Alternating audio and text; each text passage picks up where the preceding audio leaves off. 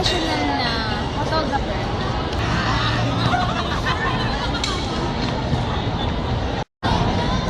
Sige, go.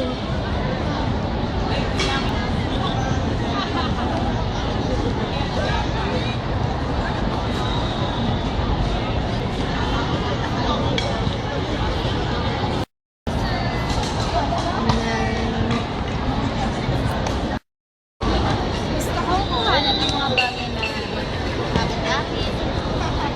Mga bagay na masasaya, malungkot, at nakakakilig.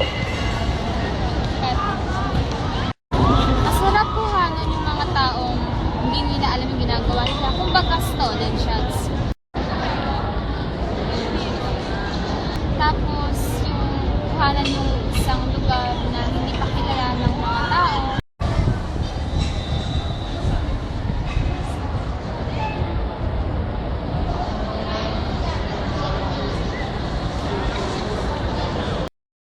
At makikilala nila yun dahil sa'yo.